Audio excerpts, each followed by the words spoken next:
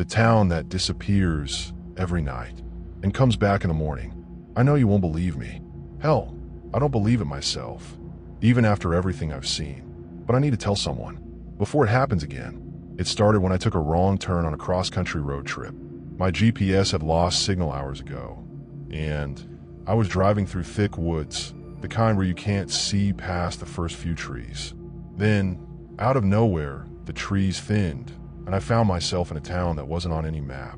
There were no gas stations, no fast food chains, just old brick buildings and dimly lit streets that felt like they had been frozen in time. It was eerily silent, but not abandoned.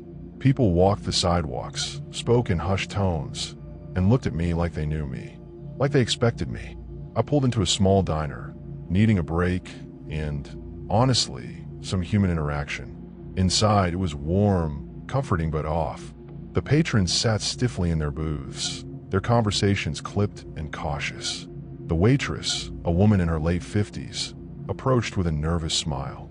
"You need to leave before sundown," she said, setting a cup of coffee in front of me. I laughed, thinking she was joking. "And why's that?" Her smile didn't waver, but her voice dropped to a whisper. "Because this town disappears at night." I looked around, expecting someone to laugh, to break the tension, but the other customers just kept their heads down, pretending not to hear. The air grew thick with something I couldn't name. I should have left then.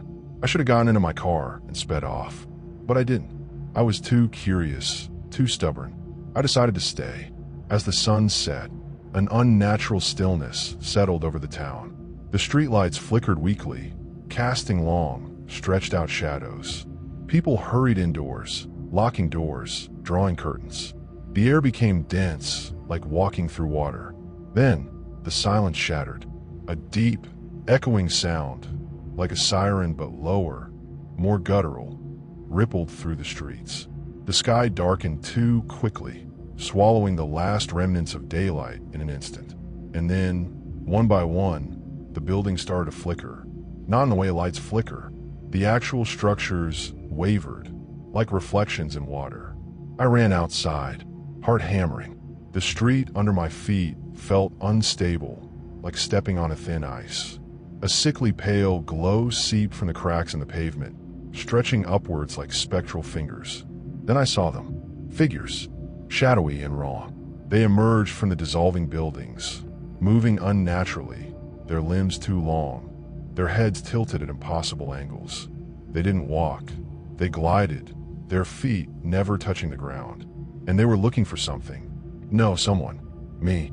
I sprinted to my car, fumbling for my keys, but the vehicle was already coated in that eerie glow.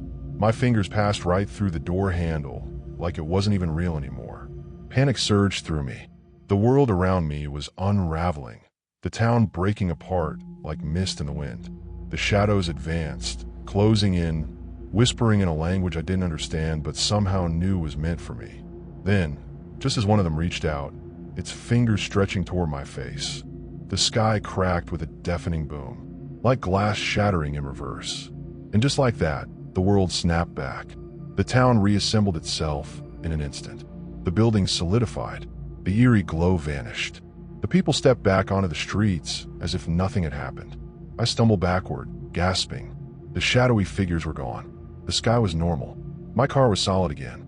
The diner's waitress stood at the doorway, arms crossed, her face unreadable. "I warned you," she said simply. I left that morning without a word, without asking questions, because deep down I knew some places aren't meant to exist, and some people aren't meant to leave. The town remained eerily silent as the first light of dawn approached. But something was different this time. The houses, which usually reappeared seamlessly, seemed distorted, as if struggling to reassemble themselves.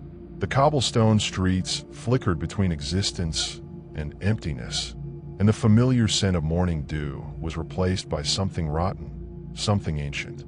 I stood frozen in my spot, my breath shallow. The old man, who had warned me never to stay past midnight, appeared again, but his face was different. It was as if his features were shifting, melting into unfamiliar shapes before solidifying again. His voice, when he spoke, was layered, as though multiple versions of him were speaking at once. "You stayed too long," he whispered. Now it knows you're here." A deep rumbling echoed through the air. The buildings trembled, their walls stretching unnaturally, as if they were trying to pull themselves away from something unseen. The sky, which had always returned to its usual twilight hue before morning, remained an unnatural black. Then I heard it, a voice, not one, but many, whisper my name, calling me from the heart of the town. I turned, my body rigid with fear, and saw something impossible. The townspeople, those who had vanished at night, stood in the center of the square. But they weren't people anymore. Their forms flickered between solid and translucent, their eyes hollow voids. They reached toward me, their fingers elongating, stretching unnaturally, their mouths forming silent screams. And then I understood. This town didn't disappear. It was devoured. Every night, something ancient, something beyond comprehension, consumed it, erasing it from existence and recreating it at dawn. But not perfectly.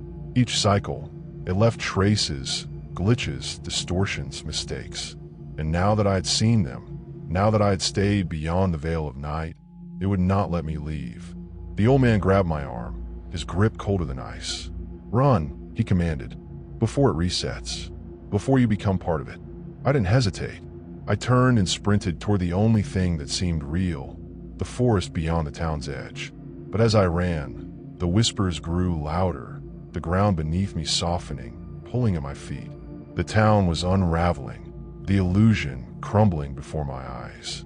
And then, just as the first sliver of sunlight broke over the horizon, I reached the trees. I collapsed, gasping for breath, my body trembling. Behind me, the town flickered one last time, then was gone. Morning light flooded the landscape, revealing an empty field where the town had stood. But I knew better.